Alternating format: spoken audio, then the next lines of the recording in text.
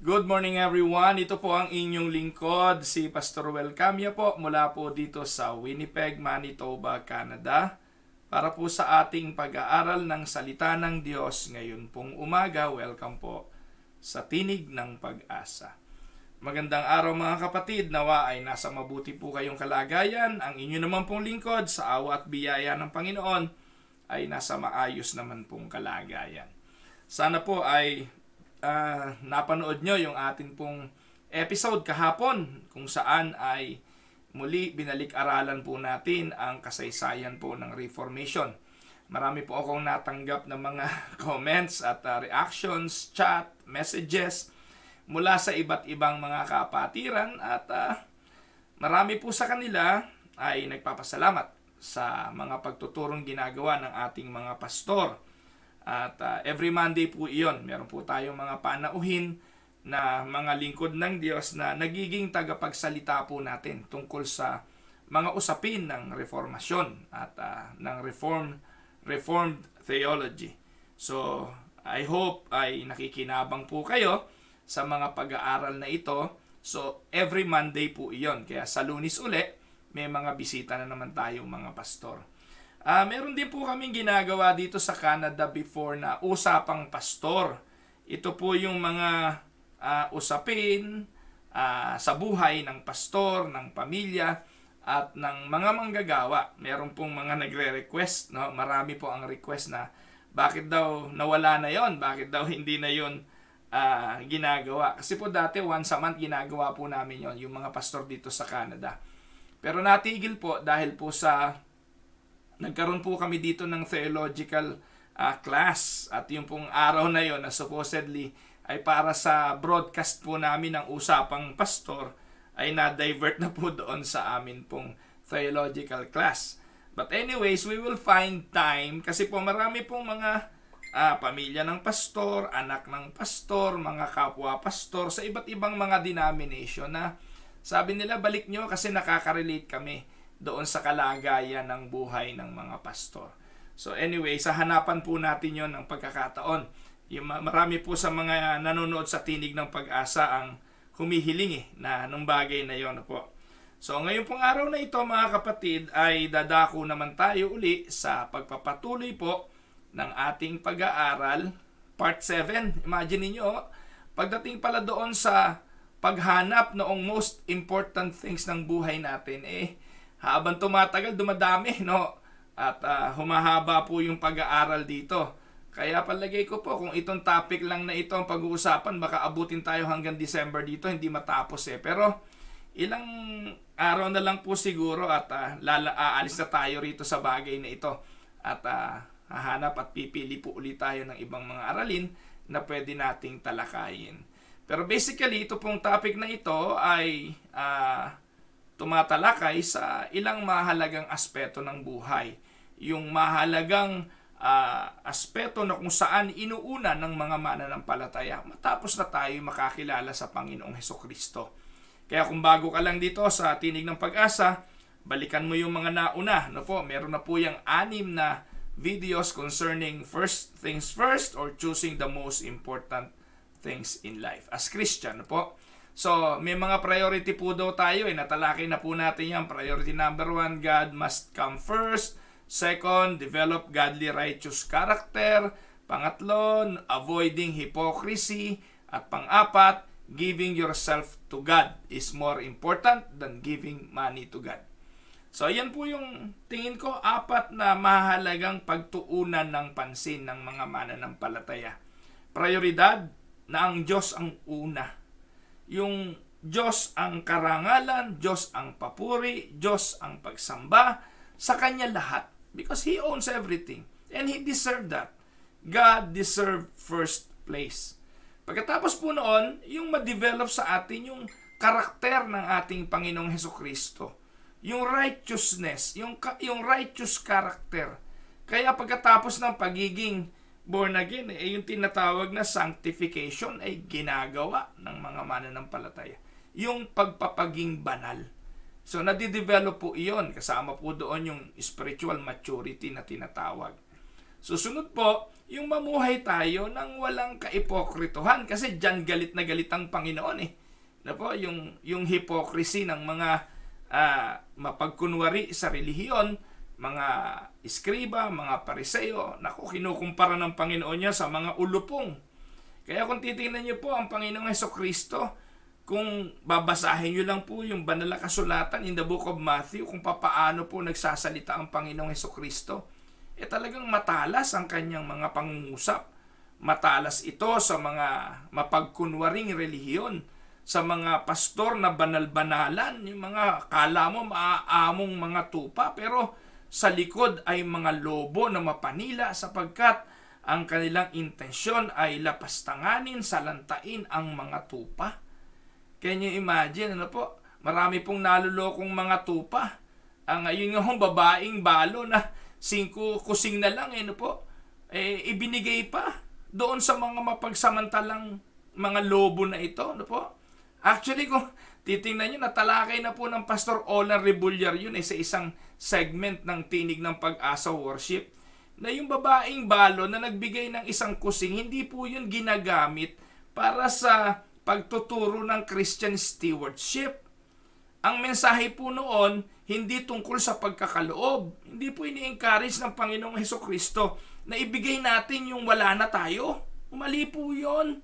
Kapag ang pastor, ini-encourage po kayo na ibigay nyo ang lahat kahit wala nang matira sa inyo, mga kapatid, katulad po kayo ng mga pariseyo at mga iskriba.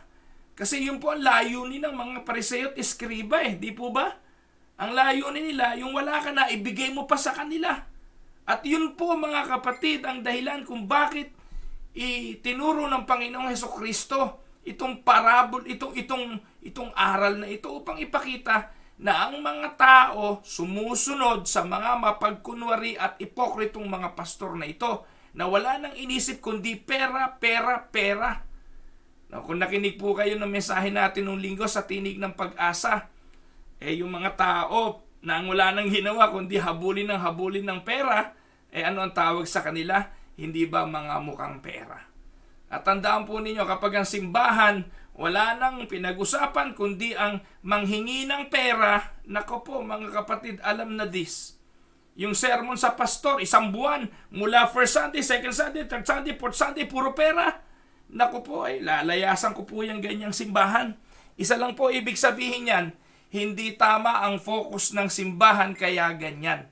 Kasi po mga kapatid, kapag tama ang focus ng simbahan, hindi po manghihingi ng pera. Naniniwala po ako kapag naturuan ng tama ang mga kaanib, ang tupa, hindi mo kailangan pinipitin ang kamay para magbigay. Hindi mo kailangan ng katakot-takot na sermon tungkol dyan sa pera para sila ay magkaloob. Amen po ba mga kapatid? Yan. So, yan po. Kasama na po dyan yung ibigay muna yung sarili bago yung pera kasi naniniwala po ako. Pag naibigay ng tao yung kanyang puso sa Panginoon, napakadaling sumunod ng bulsa. Pero pag hindi naman ipinagkakaloob talaga yung sarili sa Diyos, nako po, imposible din naman na ibigay ng tao ang kanyang puso sa Panginoon. So may 9 na prinsipyo po tayong inaaral. Ito po nakaka-5 na tayo nung nakaraan. Yung mga verses about money in the Bible. Yan po yung una, God owns everything, tapos na yan. Money is about discipleship, tapos na yan. Worship with your money, tapos na yan. Nung nakaraan po, sumunod po, fight for contentment, tapos na yan. Nung nakaraan, get that money. So ito yung biblical principle about working. Tapos na rin yan nung nakaraang Biyernes, kung hindi ako nagkakamali. Ngayon po, pang-6, kill greed in your heart. Tatalakayin natin ito. Pero meron pa tayong natitirang 7, be mindful of debt. Paano yung utang? Ayan. 8, manage your finances. Paano ba i-manage? That is budgeting, planning. Yan, pag-aaralan po natin yan. Kaya para po sa mga nag-iisip ng mga topic na may kinalaman pa sa pera, yan, mga matatalakay pa natin yan. At panghuli, more money, more problems. So, yan po yung panghuli, pang-siyam. Pero ngayon, we will focus on number 6, yung kill greed in your heart. Now, let me ask you this question. Sino ang greedy sa palagay nyo? Who is a greedy person? Ito ba yung mga politiko na sabi natin, ako, puro swapang, walang kasiyahan, mayayaman na, wala pang tigil ng pagpapayaman. Yung mga nangangampanya dahil ang gusto mangurakot, yung ba yung greedy sa tingin natin? O yung mga CEO ng multi-billion dollar company, are they the greedy person? Or yung mga athletes, kagaya po ng mga lumalaban sa mga competition na ang layunin ay magtagumpay para magkapera. Ngayon po mga kapatid, dati ang pangarap ng ng mga Pilipino, yung mga anak, wag nang pag-aralin, pag ano na lang, gawing mahusay kumanta. Dahil maraming mga, kapag gumaling kumanta, ay sumisikat, nagtatagumpay, yung mayaman. Ngayon po sabi, wag ka na mag-aral anak, magbuhat ka na lang ng barbell. Kasi kapag nanalo ng gold sa weightlifting, ay naku, nagiging milyonaryo. No? Yan po kasi yung trending ngayon sa Philippines, si Heidi Lim. So tayo po'y natutuwa, nakakuha ng gold si Heidi Lim. At mga kapatid, hindi po madali yung ginawa niya. No? Hindi madali yon. Putok-putok yung mga kamay, hirap, dedication. Ngayon, ang tanong, are they the greedy person? Yung mga musicians, yung actors, actress, yung mga sikat, yung mga nasa YouTube, sino po ba? Yung ba mga greedy? Mga kapatid, regardless of what image that comes to your mind, here is something you need to know about greed. Greed is not good. You have to fight it off in your life. Greed is something that God hates. At ito po mga kapatid ay hindi ayon at naisin ng Diyos na kailanman ay maging suwapang tayo. Naalala niyo po ang bansang Israel, araw-araw, pinababagsak ng Diyos yung mana para kanilang kainin. At nakakatuwa na araw-araw yon on a daily basis. Pero sabi ng Diyos, sa ika-6 na araw, doble kukunin nyo. On the 6th day, you will get 2 batches.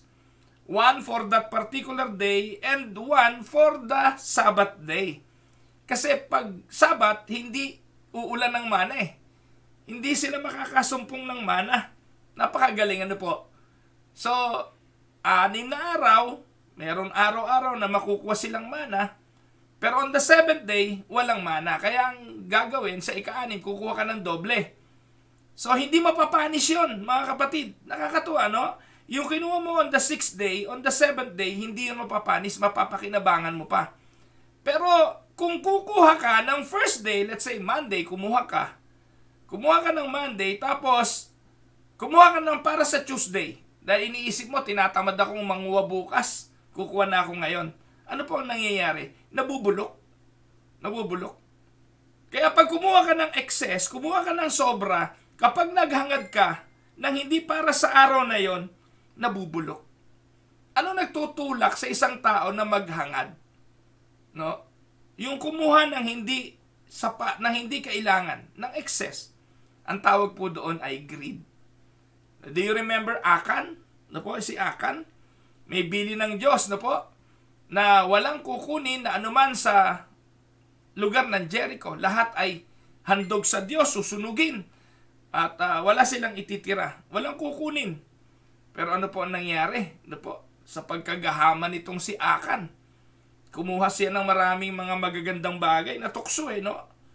Natukso. At ito po mga kapatid, ibinaon niya sa kanyang tolda. At ano nangyari? Naku po mga kapatid, yung susunod na bayan na kanilang lalabanan, yung maliit na bayan lang ng Hai, pero natalo sila doon. Bakit? Kasi po, may kasakiman sa gitna ng bansang Israel. So, simulan po natin ang pag-aaral na ito by defining greed. Definition of greed. Sabi po dyan, a selfish and excessive desire for more of something than is needed. A selfish and excessive desire for more of something than is needed. So, yung definition na yan, tumugma po yan doon sa mga Israelita na kumukuha ng sobra ng mana at kay Akan na nagnanasa ng mga bagay na hindi kailangan. So, yun po ang definition ng greed. Mga kapatid, greed is bad. And it is something all of us will have to fight in our life. Not just once, kundi continuously, kailangan natin itong pagtagumpayan. Pagising mo raw sa umaga, mga kapatid, ang una mong araw dapat labanan ay ang pagnanasa ng mga bagay na hindi mo kailangan, nang hindi iyo, nang hindi dapat pagnasaan. And that involves anything that you don't have. Opo? Minsan naman, hindi ka nagiging gahaman lang doon sa mga bagay na meron ka na eh. Madalas nagiging gahaman tayo doon sa mga bagay na wala pa. Pinagnanasaan natin ito at gusto nating makuha. Pero kapag meron ka naman na at nasa iyo na to, minsan nagiging maramo tayo, nagiging swapang tayo, inaangkin lang natin ang bagay na ito to the point na hindi natin maibahagi sa iba. Ganoon po katindi ang greed. No po? Sabi nga ni Apostol Pablo, kailangan patayin ito no po? Put to death therefore. Ano daw yon? Whatever belongs to your earthly nature. Sexual immorality, impurity, lust, evil desires, and greed, which is idolatry. Mga kapatid, pag pinag-usapan idolatry, natalakay ko na po yan noong nakaraang Sunday sa ating pananambahan sa Tinig ng Pag-asa. Yung usapin ng idolatry, hindi lang yung ginawang ribulto ng ating mga kamay. At ang definition natin ng idol, anything that we replace on God for worship. And whether we admit it or not, sexual immorality, impurities, yung lust, yung evil desires, yung greed, yan po mga kapatid ay lahat ng ipinapalit natin sa ating Diyos. And that is idolatry. Po, yan po sabi ni Apostol Pablo. Kaya, hindi lang po yung may mga ribultong kahoy o bato sa mga bahay ang sumasamba sa Diyos-Diyosan. Kapag ikaw ay sexually immoral, ikaw ay impure, no po? At punong-puno ka ng pagnanasa sa mga bagay na may kinalaman sa pita ng laman, ikaw ay idolaters. No? Iyan po ang tawag ng Biblia sa bagay na yan. So greed, it has toppled highly paid executives. Greed brought down giant corporations. Greed destroys relationship of couples, of families. It costs thousands of workers their job and retirement funds, etc., etc. Greed is one thing that we need to kill in our hearts. Mahalaga pong pag-aaral ito kasi sa lahat ng aspeto, malaki ang pagnanasang maghangad tayo. Hindi po masamang mangarap, mga kapatid. Hindi po masamang magsumikap katulad ni Heidelin Diaz. Diaz ba ho yun? Si Heidelin na weightlifter. Tinarabaho niya po yun. Talaga hong pinagbuhusan niya ng atensyon niyo. May mga isinakripisyo siya para maabot yun. Ganun naman sa buhay If you want to achieve something, pinagtatrabahuhan po natin yan. Ginagawan po natin ang paraan yan. Pero, hindi naman sa punto nakakalimutan na natin ang Diyos dahil sa paghahangad ng mga bagay na yan. Baka hindi natin nalalaman ay pumapasok na tayo sa pagkakaroon ng espiritu ng pagiging gahaman para maabot ang bagay na ito. Po. So, sabi nga po, yun daw greed bumubulong sa ating mga isip, sa ating mga tainga.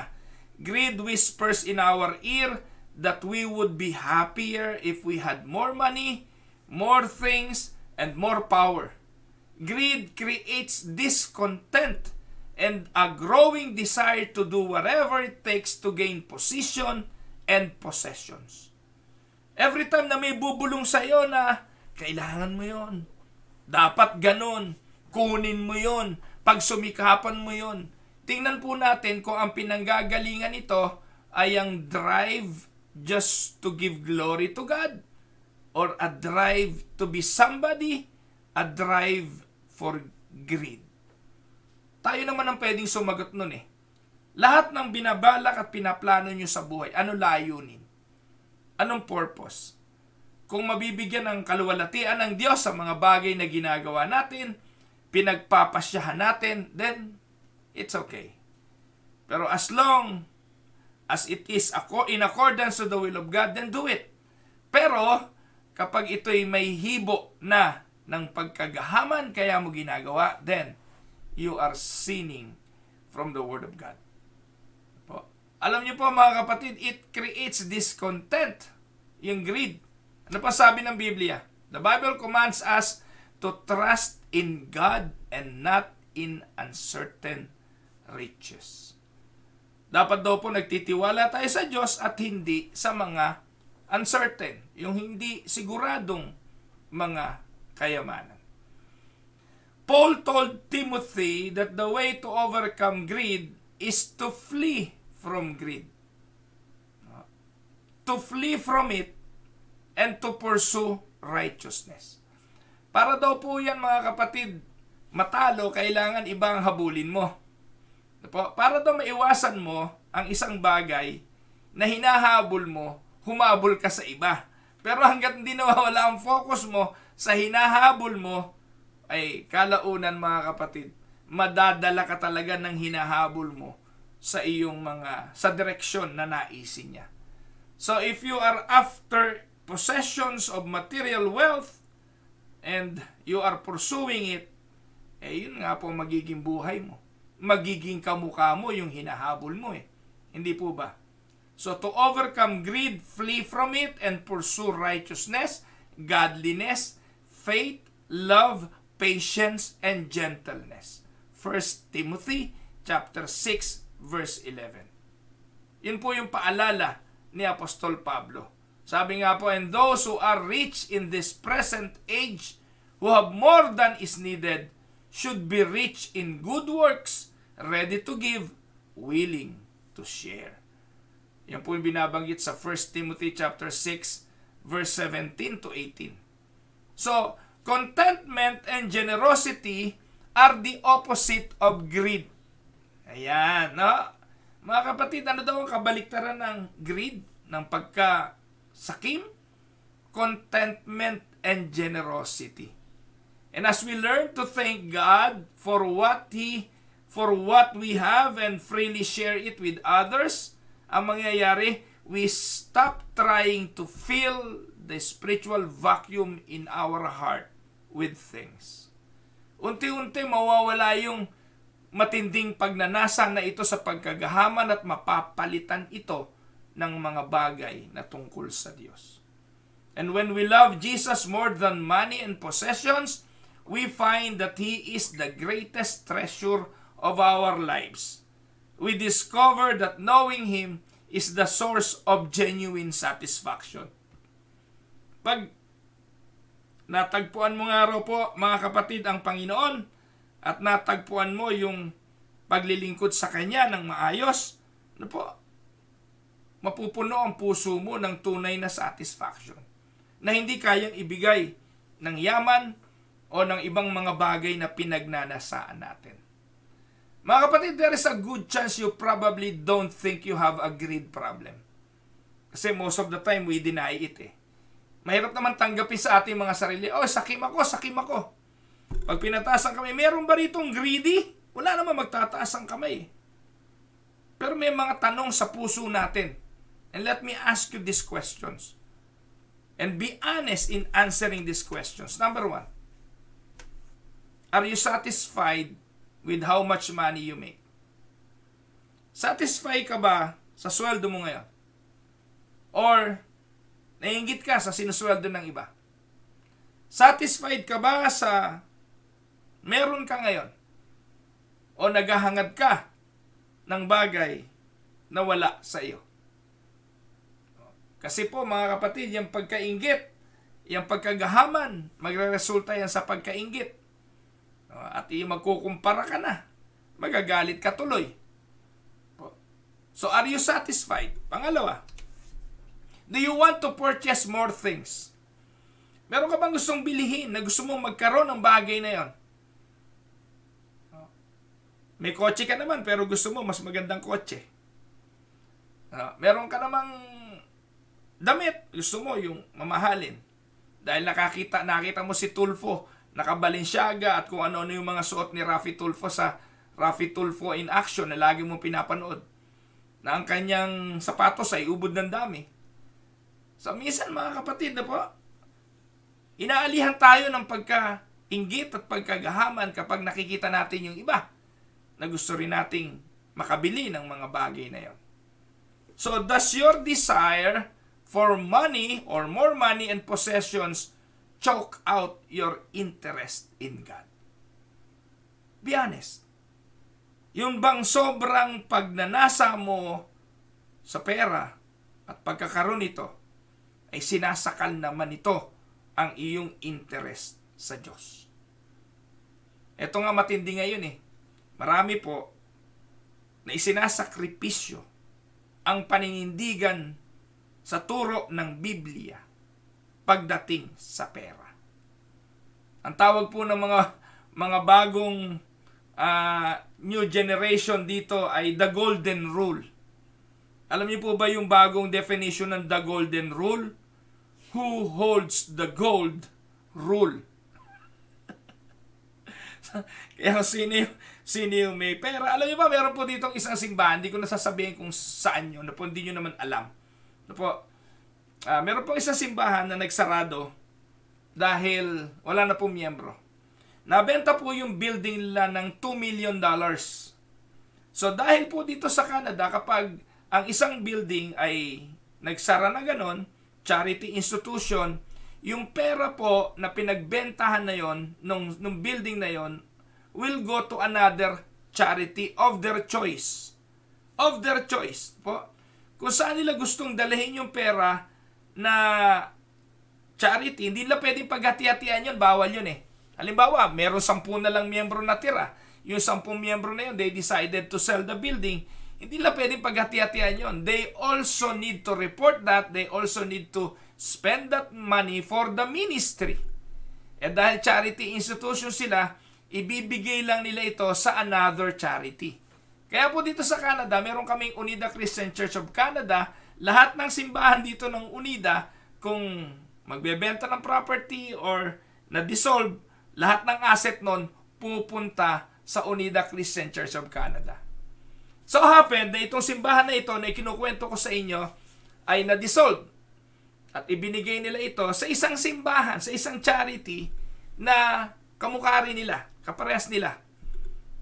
Ang nangyari po sa kasunduan na yung natitirang 10 miyembro na nagbenta ng property ay i-absorb nitong bagong simbahan sa kasunduan na sila ay magiging part ng leadership nitong bagong simbahan. At ganoon nga po ang nangyari. Kaya ko naman na ikukwento kasi kaibigan ko po yung pastor nung simbahan na sinanihan. At ngayon po itong pastor na ito na nandun sa sinalihan ay na-take over po nitong mga lumipat na ito. They control the money, they control the leadership right now. At yung mga miyembro, wala pong magawa, sunod na lang sila ng sunod kasi yung $2 million na isinalin sa kanila ay sinakop naman ang kanilang pamamahala. Pero they have a big problem right now. Yung pastor na kaibigan ko na yon ay in constant meeting with me para matulungan ko sila paano gagawin nila. Ako po'y consultant na ngayon ng mga pastor dito sa Winnipeg ng mga ng ibang lahi, hindi po sila mga Filipino. So makikita po natin yung desire for more money and possession will choke even the interest on the proper ministry of God. At ito po mga kapatid ay katotohanan. Sa buhay, the presence of greed will come and go in waves, which is why it's a good idea to keep your finger on the pulse of your heart. Pakiramdaman mo, tibok ng puso mo, itinitibok pa ba nito ay ang pagnanasang sundin ng Diyos o ang pagnanasang maging greedy? And we need to put our finger on the pulse of our heart and kill the presence of sin sa ating mga buhay. And how can we do that? We can only do that by the antidote of the Word of God. Tanging salita lang ng Diyos at kapangyarihan ng salita ng Diyos at ng Espiritu Santo ang pwedeng bumago ng mga puso ng sakim na tao. Wala pong seminar, walang lecture, no, nagagawa nito kung hindi ang kapangyarihan ng Espiritu Santo. Naniniwala po kayo doon? So ilang mga talata na ating tingnan. Proverbs 15:27. Ang sabi po diyan, whoever is greedy for unjust gain troubles his own household, but he who hates bribes will live. Yan po yung mga taong namumuhay sa suhol. No. Alam niyo mga kapatid, kaya po pinapaalala ko po itong lagi sa mga kapatiran. Okay naman po yung pinagpapala nyo ang pastor, okay po yun. Yung mga pagkakataong napagpala kayo ng mensahe, kakamayan nyo si pastor na may nakaipit doon sa inyong kamay para padulasin doon sa kamay ni pastor. Okay po yan. Wala pong masama dyan. Pero alam nyo po, pag mahina-hina si pastor, delikado rin yan. Bakit po? Bakit po delikado? Delikado in a sense na dahil kayo yung nag-aabot, kayo yung nagpapala, kayo yung nagpapadulas kapag kinakamayan, nalilipat ngayon yung, ano tawag na, yung loyalty ni pastor sa inyo. Kasi nagiging pagpapala kayo eh.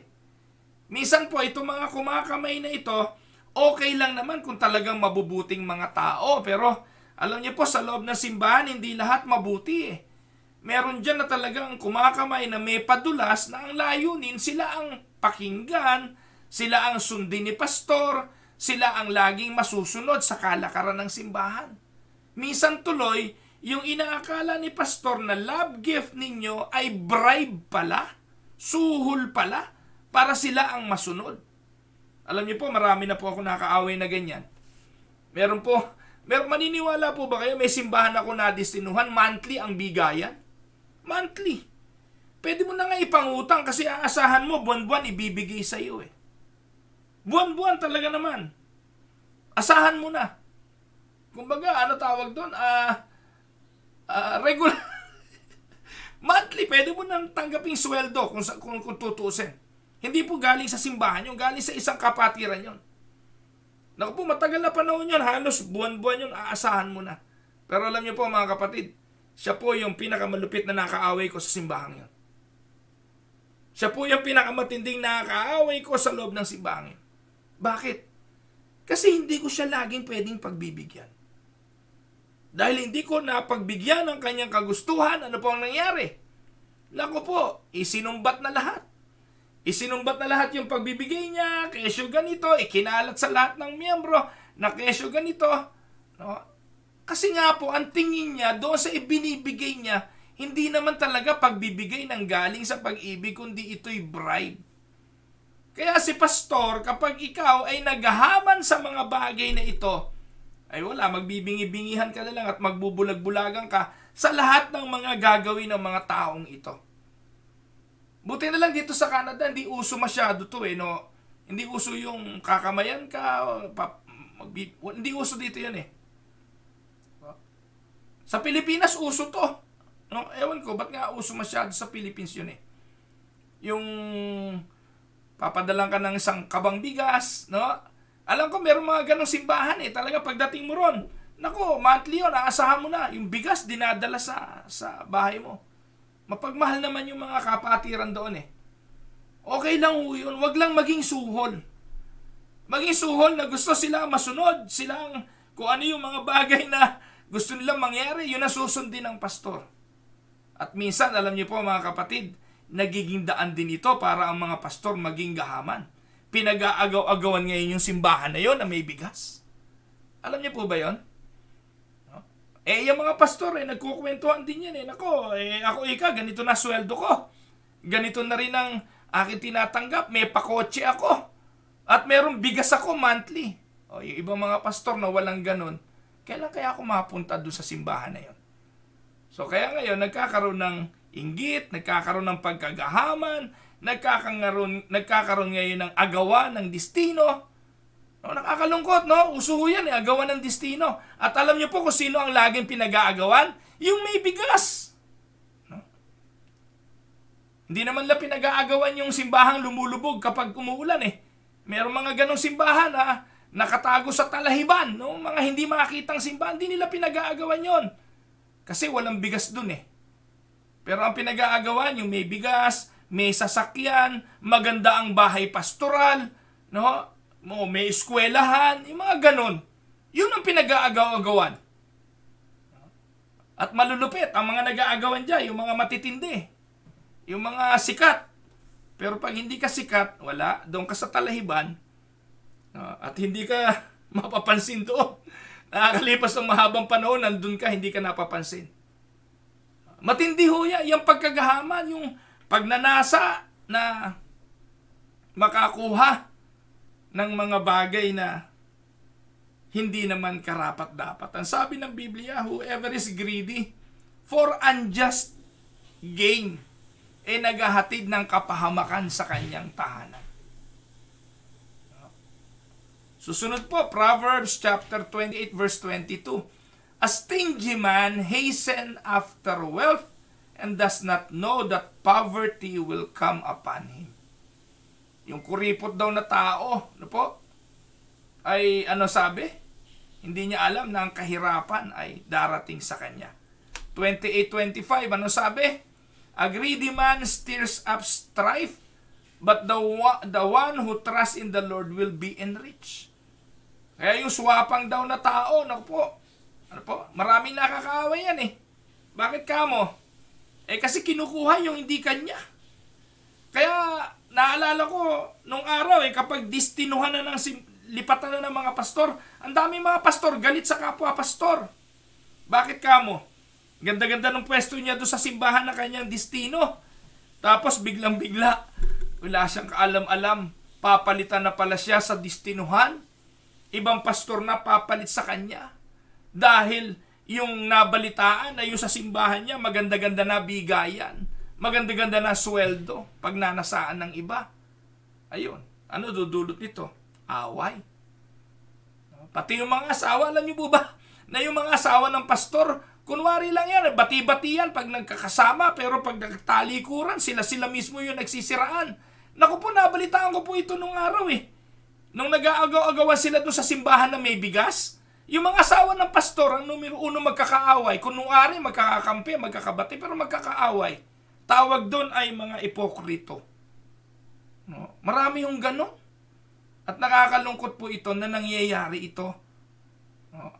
Mark 7:21-22 o 1 Corinthians 5:11, sabi po dyan, But now I am writing to you not to associate with anyone who bears the name of brother if he is guilty of sexual immorality or greed, or is an idolater, reviler, drunkard, or swindler, not even to eat with such a one. Paalala ni Apostol Pablo, huwag kayong makihalo. Saan? Sa mga bagay, sa mga tao na sexually immoral, swapang, yan po sabi. Bakit daw? Kasi mahahawa ka dyan Sabi nga, mahirap humawak sa palayok na may uling nang hindi ka mauulingan Nakakalungkot mga kapatid, minsan parang pera-pera na lang ang usapan pati sa paglilingkod. Dahil nga po sa proliferation itong mga prosperity preacher na ito na kapag naglilingkod, kailangan pagpalain ka, kailangan marami kang biyaya, marami kang pera, kawawa kang pastor kapag hindi ka pinagpapala materially. Minsan tuloy yung ibang mga pastor habag na habag sa kanilang mga sarili dahil wala silang katulad ng meron yung ibang mga prosperity preacher. Kaya maraming pastor ngayon nakikiprosperity preaching na rin. Ano po? At nakakalungkot ito. Sabi ni Apostol Pablo sa 6:9-10 ng 1 Corinthians, Or do you not know that the unrighteous will not inherit the kingdom of God? Do not be deceived. Neither the sexually immoral, nor idolaters, nor adulterers, nor men who practice homosexuality, nor thieves, nor the greedy, nor drunkards, nor revilers, nor swindler will inherit the kingdom of God. Hinighlight ko po yung greedy, pero alam niyo po ba mga kapartner niyan, na ang sabi hindi magmamana ng buhay na walang hanggan, na hindi magmamana ng kaharian ng Diyos. Nako po, sexual immoral, idolaters, adulterers, homosexual, magnanakaw. Magkakapatid pala yan mga kapatid eh. Linaw naman yan. Kapag suwapang ka, ang sabi, hindi ka magmamana ng kaharian ng Diyos. At sa Hebrews chapter 13 verse 5, keep your life free from what? From love of money, and be content with what you have, for He said, I will never leave you nor forsake you. Yung ginagamit nating talata na yan lagi, na paboritong-paborito natin, bilang paalala na ang Diyos ay nagbabantay.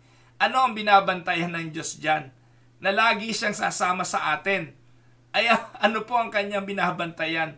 Yung ang buhay natin, mamuhay tayo ng isang buhay na malayo sa paghahangad sa pera.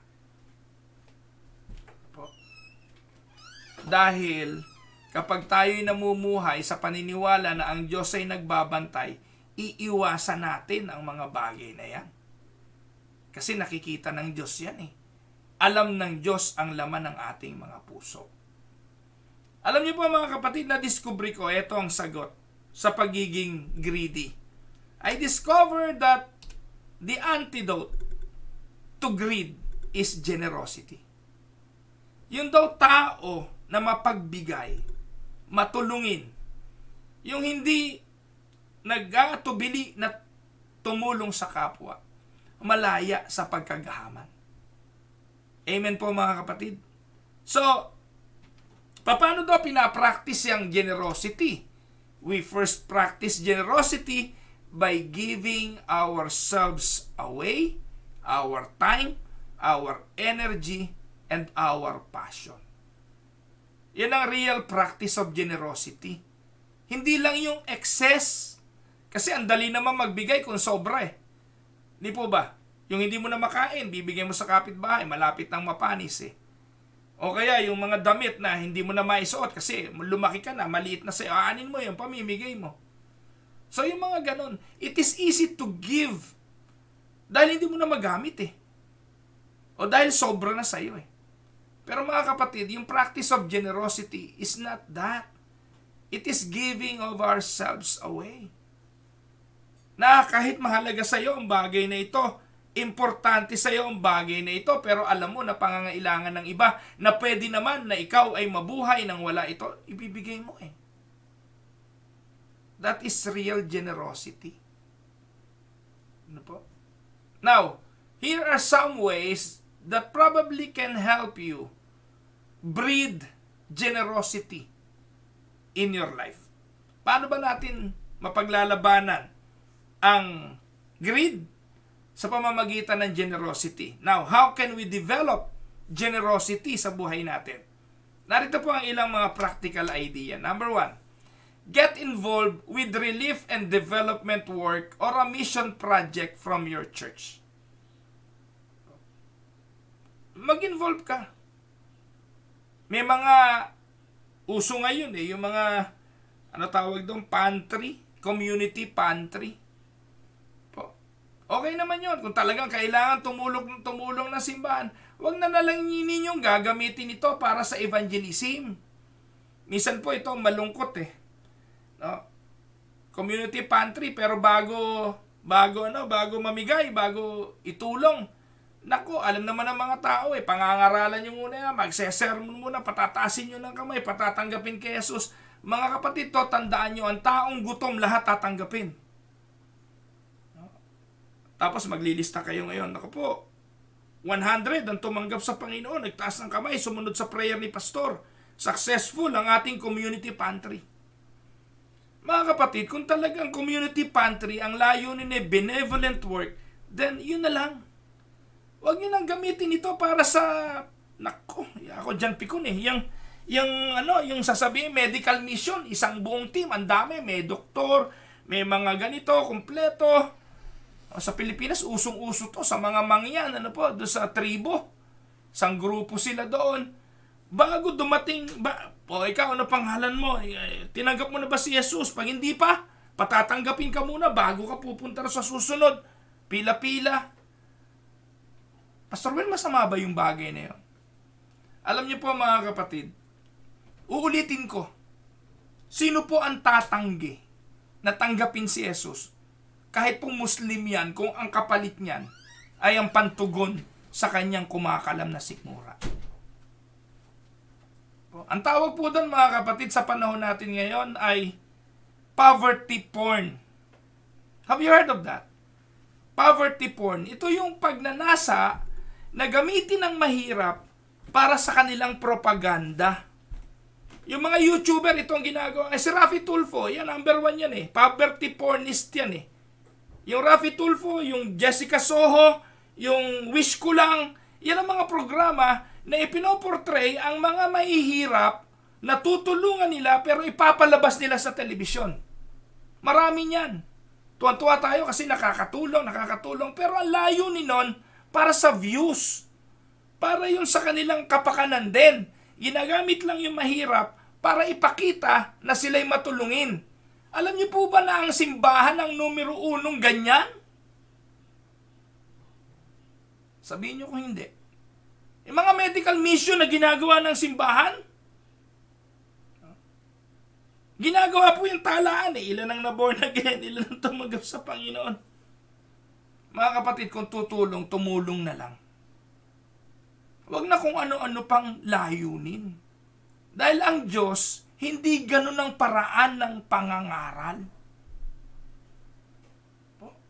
At tandaan natin, hindi naman ikaw ang nangungumbinsi para ang tao maborn again eh.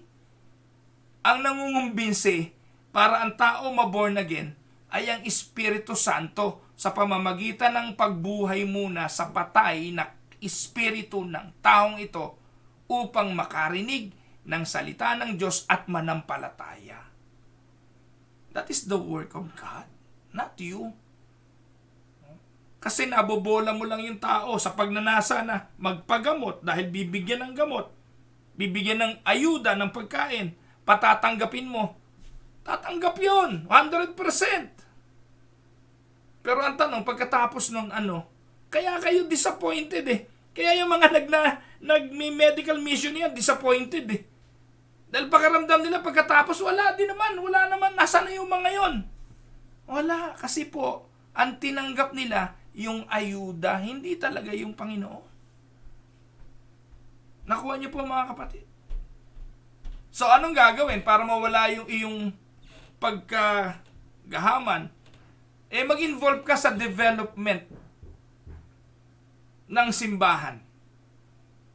Para nakikita mo kung ano yung tamang dapat gawin. Pangalawa, study what the Bible says about helping the poor and relieving the oppressed. Pag-aralan mo yung sinasabi ng Biblia tungkol sa pagdamay sa mahihirap, pagtulong sa mga mahihirap. You can then make a list from the scripture about the warning to those who allow things to have them instead of having things. Importante yan eh. Aralin mo ang Bible tungkol sa mga bagay na pagdamay at pagtulong sa mahirap at sa mga oppressed. Bakit po? Alam niyo po mga kapatid, kapag inaaral mo itong mga bagay nito, makikita mo kung gaano ka ka-bless. Pag involved ka po mga kapatid doon sa mga charity work, sa mga gawain ng simbahan tungkol sa pagtulong sa mga mahihirap, makikita mo na mapalad ka. At dahil mapalad ka, mawawala yung pagkagahaman mo. Dahil makikita mo may mga taong namumuhay within the poverty line na talaga namang kinukulang sa pang-araw-araw. Pag nakikita mo itong mga bagay na ito, aalisin sa iyo yung pagkaswapang eh. Dahil lalagyan ka ng Diyos ng pagnanasang tulungan ang mga ito. Kaya mahalaga po na pag-aralan ng Biblia, kung ano sinasabi ng Biblia tungkol sa pagtulong sa mahirap at sa mga oppressed. Po, alam nyo, meron naman sinasabi talaga ang Biblia paano kakalingain ang mga babaeng balo, paano tutulungan ang mga mahihirap. Meron pong aral ang Biblia doon. Ito pangatlo, maaaring unconventional pero ito'y totoo. Paano daw mawawala ang iyong pagkagahaman? Umattend ka ng mga patay. Ano ba yun? Attend funeral. No? Umattend ka ng mga lamay. Paano naman, pastor, mawawala yung pagkagahaman ko kapag umattend ako sa patay? Bakit po hindi? Kapag umattend ka sa lamay, that is a huge help for you. Because it is a reality and a reminder that you cannot take anything with you when you die. Every time na makakakita ka ng may libing, wala ka naman nakakita libing na may hatak-hatak na yuhol eh. Okay. O dala-dala na ibinaon sa libingan yung kanyang kotseng bago o isinama sa ataol yung kanyang mga mahahaling sapatos at damit. Walang ganon. Wala ka madadala, mga kapatid. You cannot bring that with you. Cannot take it with you. Kagaya nga ni Solomon, ano pa sabi ni Haring Solomon? Proverbs 11:4. Tama ba yun? Proverbs 11:4. Sabi po ni Haring Solomon, wealth is worthless in the day of wrath. In the end, the most valuable thing each of us possesses is the one life we have to live on earth. Kaya, para mawala yung pagkagahaman, tuwing merong patay kang mababalitaan, puntahan mo. Ipapaalala nito sa sarili mo na, ay, yung kapatid na yan, namatay, walang dala, ganyan ka din. At ipapaalala sa iyo na siya na una sa iyo, bukas ikaw naman. Pag bata-bata yung namatay, maaalala mo, naku, matanda na ako, malapit na ako dyan. Pag medyo walang sakit na aksidente, maaalala mo, naku, pwede pala mangyari yun. Anytime mamatay ako, maaksidente. Marami kang matututunan sa funeral. Kaya sana ma-realize mo to na yung pagkagahaman at pagkaswapang, wala itong magandang ibubunga. Hindi mo naman madadala. So maybe that is an unconventional payo mula sa inyong lingkod. Pero mapapakinabangan nyo yan. Ako po, mga kapatid, lagi na i-invite dyan sa mga funeral services Marami na po ako, hindi ko na mabilang. Yung mga pagkakataong naging tagapagsalita ako pagdating sa funeral services. Pero natutuwa ako kasi every time na-attend ako dyan, napapaalalahanan lagi ang puso ko na anytime pwede tayong bawiin. Anytime pwede tayong kunin. Kaya hindi ka dapat ipon pa ng ipon para saan? Imagine mo kung ikaw 80 anyos na ngayon. 80 anyos ka na. Napakarami mong pera sa bangko. Ano gagawin mo dun? Ano gagawin nyo sa pera na yan? Sa halip na gamitin nyo para sa kaluwalhatian ng Diyos. Anong plano nyo dyan? Ngayon, mabibigyan nyo ng kaluwalhatian ng Diyos pamamagitan yan. Pero sa pagkagahaman, hindi natin ginagawa. Yung iba naman, tumutulong, nagbibigay, nagpapagawa ng kung ano-ano, susumbat naman. Mali, hindi tama yun. Pang-apat, ito po, unconventional din itong payo. Basahin po ninyo ang Philippians chapter 2 once a week. Pastor Will, ano ba laman yan? Di basahin nyo. Kaya kung nga pinababasa sa inyo Basahin nyo po yung Philippians chapter 2. Yan pong talata, mga talata ng Philippians chapter 2 ay magandang reminder para sa mga mananampalataya. Para hindi tayo maging gahaman. Ano po? Ito pong Philippians chapter 2 will keep your mind on the right track. On Him who was rich and yet for our sakes became poor, that we through His poverty might become rich. We can follow the example of the Lord Jesus Christ in His service. Ano pa sabi ng Philippians? Kumuha tayo ng ilang passage. Ilang passage sa paalala ni Apostol Pablo. Sa chapter 2, lagay po natin sa verse 3 hanggang 7. Ayan.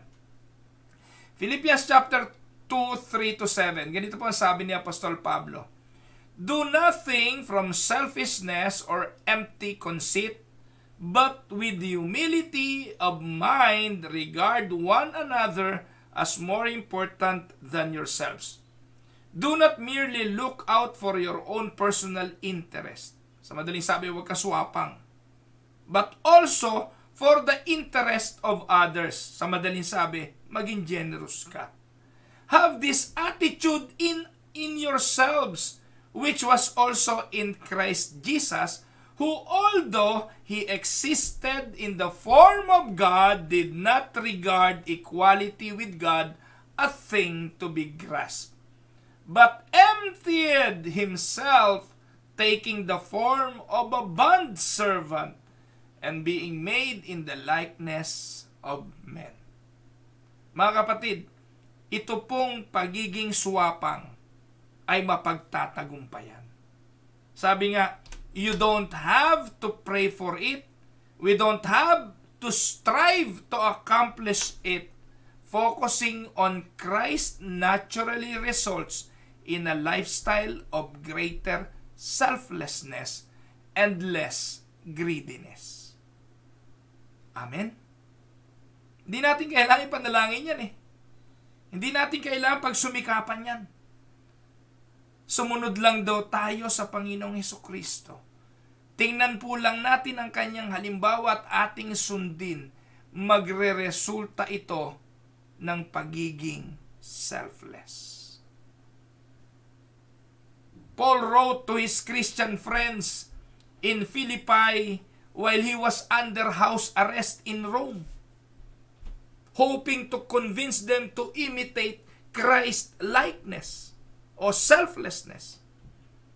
Hindi po sinulat ni Apostol Pablo ang aklat ng Filipos habang siya'y nasa hayayhay na kalagayan ng isang pagbabakasyon sa magandang isla na puno ng mga pagpapala.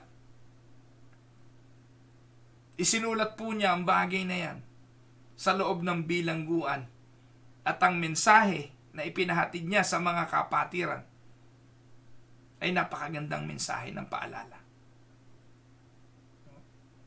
Sa verses 3-5, mababasa po natin, ano po? He gave them 4 commands. Tingnan po natin, analyze po natin yung Philippians 2, 3-7. May 4 na commands na iniutos ang si Apostol Pablo dyan eh. Yung unang 3 are negative. And the second and the fourth are positive. Ano po? So ano po ang sabi? Pag-aralan po natin. Una, sabi po niya, 4 na bagay. Do nothing from selfishness or empty conceit. Yan po yung mensahe ng Philippians 3 o 2, 3-5. Do nothing from selfishness or empty conceit. Kaya kung ang gagawin mo, mga kapatid, ay ginagawa mo dahil may paghahangad, pagnanasang maitaas, pagnanasang sumikat, may pagkagahaman, nako sabi, wag mo daw gawin yan. Pangalawa, with humility of mind, regard one another as more important than yourselves. Verse 3. Pangatlo, verse 4, do not merely look out for your own personal interest. Pang-apat, look out for the interest of others. Did you notice the second command leads off with 4 significant words? With humility of mind. With humility of mind. Jesus called himself gentle and humble in heart in Matthew 11:29. By using the same root word, Jesus is humble, he uses the word humility. So if you want to be like Christ, begin by thinking of yourself as lowly, humble. Deliberately work toward becoming unselfish. So, practical application, for 1 full day, let go of anything that serves your own personal interest. Ulitin ko, for 1 whole day, gawin mo ang isang bagay, o ang mga bagay na ginagawa mo sa isang araw nang walang personal interest. On that day, fix your attention on Jesus by surrendering to Him, by surrendering in His will, in complete selflessness. And by doing this, you will follow a divinely ordained plan that is not your preference. Amen? And do not miss the precise word on the third command. Ano pa sabi? Po? In the third command, I'm glad the editors of the New American Standard Version, mas maganda ang term nila eh. No? Merely. Do not merely. Yung pangatlo. In their translation, you cannot live so entirely selfless or selflessly that you ever look out from your own interests. No one, not even God, expect you to become the local doormat. Obviously, failing to seek adequate food, shelter, clothing, and other necessities would be foolish. No? Hindi naman sinasabi dyan, mga kapatid, na huwag magtrabaho. Huwag kumilos. Sabi ng Biblia, huwag pakainin ng tamad eh. Pero ang sabi dyan, huwag kayong mamuhay. Yung word na merely, do not merely look out for your own personal interest. Magtatrabaho ka hindi para sa sarili mong interest lang. Mag-iipon, magkakaroon ka ng ari-ari hindi para sa iyong sarili interest lang. Kung hindi, para sa iba. It's a question of priorities and emphasis, not merely your own interest, but also for the interest of others. Sinabi rin ni Apostol Pablo, Jesus did not regard equality with God a thing to be grasped. Though Jesus deserves all the respect, all the worship, all the adoration, all the fear due Him as God, He let it all go. He released His grip on all of it. Ngayon po, ang mga mensahe puro strengthening your grip eh. But Jesus released His grip on all of it. He want to get rid of greed. And if you want to get rid of greed, focus on Christ. Somehow fixing your eyes on Jesus causes all other things to pale in significance. By fixing your eyes on Jesus, lahat ng hindi importante lalabo. Parang yung kamerang out of focus, hindi po ba? Pag wala sa focus, lahat malabo eh. Pero once na na-focus mo na ito, no? Kung saan ka nakafocus, yung mga background nito ay malabo na. Meron pong camera na gano'n. Yung aking pong camera ngayon, yung aking cellphone ngayon na Samsung S10. No po? Pag binaliktad nyo po yung camera, pwede nyo pong ilagay ito sa tinatawag na live focus. Ikaw lang po yung makikita, yung likod mo, blurred. Nagagawa po yun sa camera ngayon. Cellphone lang yon. Yung background mo, blurred. Pwede silang luma, blurred, no? Ikaw lang ang maliwanag. So, ganun din naman daw ang buhay. Kapag nakafocus tayo kay Jesus, lahat ng mga bagay pwedeng lumabo na. Pero pag hindi ka nakafocus kay Jesus, lahat ay maliwanag at ito ang hahabulin mo ng hahabulin. When we live surrendered lives before Him, becoming like Him leads to the ever-increasing reality. Bilang panghuling paalala, money can't buy all the things that last forever. Your money can help people know about Jesus. We who know give spiritual wealth beyond our wildest dreams. We need to get rid of greed in our heart. Amen?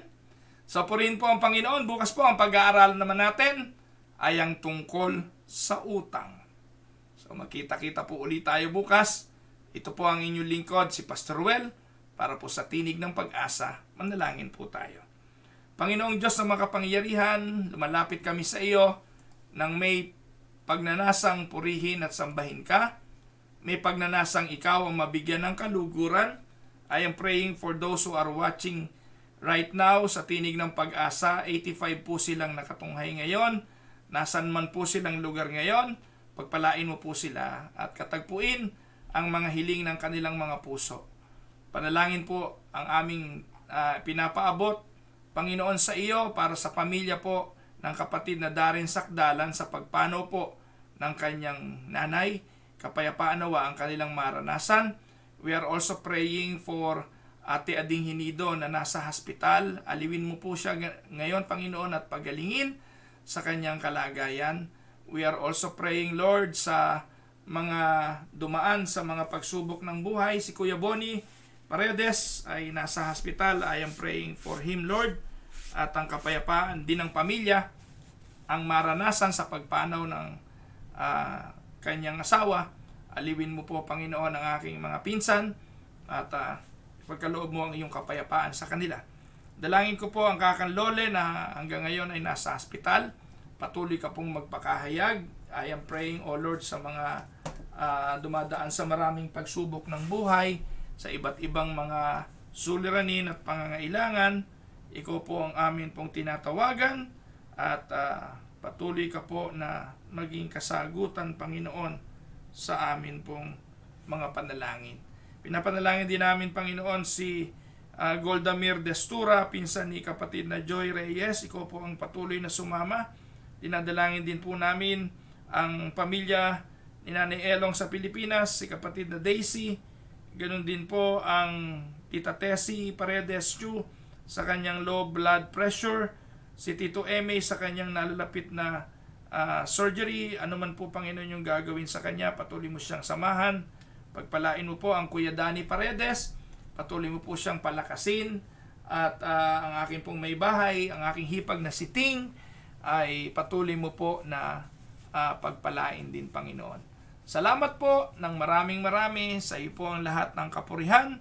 Ito po ang aming dalangin sa makapangyarihang pangalan ni Jesus. Amen and amen. Pagpalain po kayo ng Panginoon, mga kapatid. Ipagpaumanin po ninyo na hindi ko na po mababate ang bawat isa sa inyo. Napahaba na naman po ako ng mensahe at kailangan ko po na mga 8:45 dito ay umalis na po at ihatid ko po yung aking panganay sa kanyang trabaho. Humihingi po ako ng paumanhin. Maraming salamat sa patuloy ninyong pagsubaybay at pagsama sa inyong lingkod sa gawain po ng Tinig ng Pag-asa. Ang pag-aaral natin ay ipagpapatuloy natin bukas. Mahaba-haba pa yung ating talakayan dito. Pagpalain po kayo ng Panginoon. Ang biyaya niya ang sumainyo sa lahat ng inyong karanasan sa buhay. Sa pangalan ni Jesus, ito po ang inyong lingkod sa Tinig ng Pag-asa. God bless everyone.